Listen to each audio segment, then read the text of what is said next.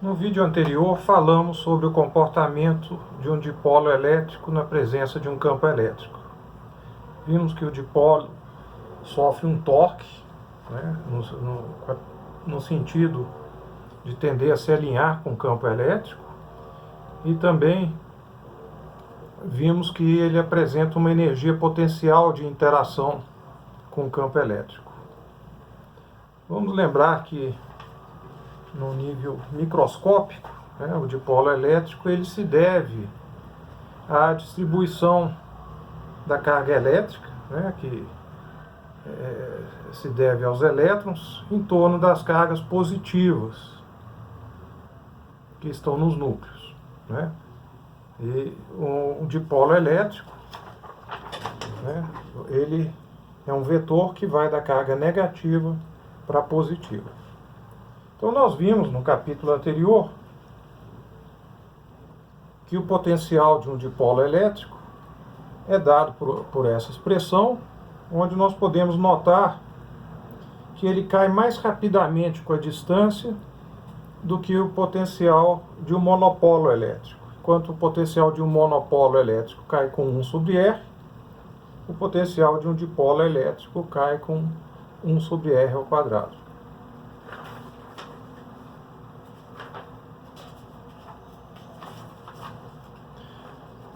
E quando nós temos, né, um número muito grande desses dipolos, como num dielétrico, né, imaginem que eu pego um pedaço de plástico. Esse pedaço de plástico ele contém uma quantidade enorme de dipolos elétricos microscópicos.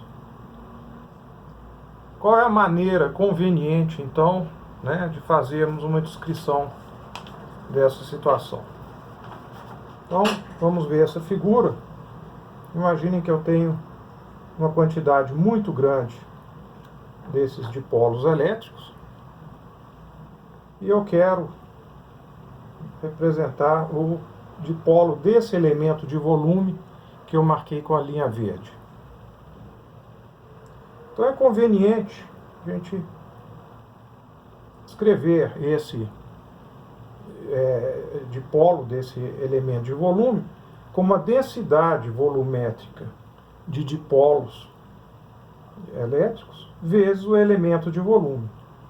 Essa densidade volumétrica de dipolos nós vamos chamar de polarização, né? Para usar a mesma notação do livro, nós vamos usar a letra P maiúscula. Então, se eu quero ver agora o resultado, né, para o potencial desse número muito grande de dipolos elétricos, o que eu devo fazer? Então eu devo somar a contribuição de todos os elementos ao longo dessa distribuição de dipolos. Então vamos ver essa expressão aqui. Eu estou trocando então um dipolo elétrico, né, pela polarização vezes o elemento de volume. Essa expressão aqui fica sendo a do potencial desse elemento de volume, e eu tenho que então integrar sobre toda a distribuição, né? Ou seja, estou levando em conta a contribuição de todos os elementos de volume.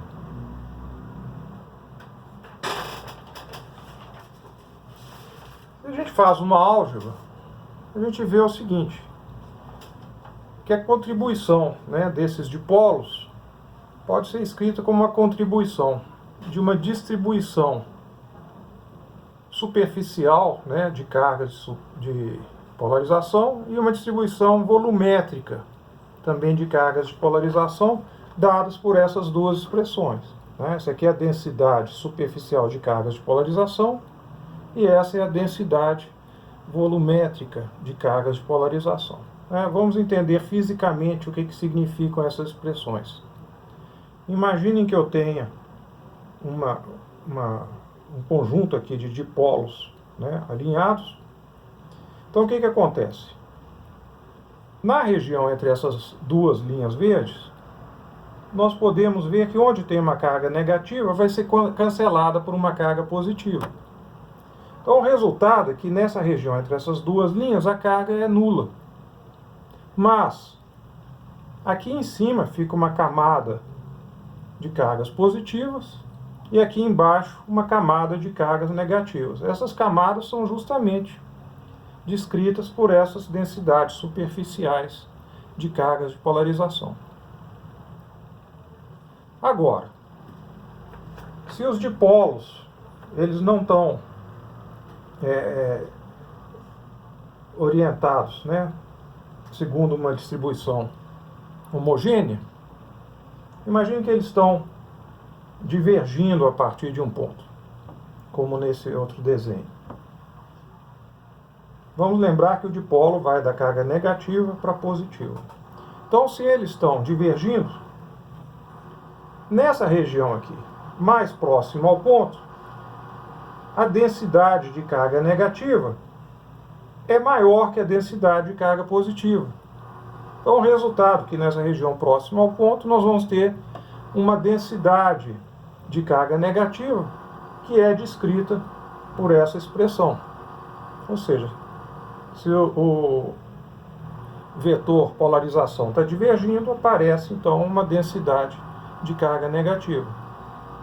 Se ocorrer o contrário, se o vetor polarização estiver convergindo, nós vamos ter naquele ponto uma densidade maior de carga positiva.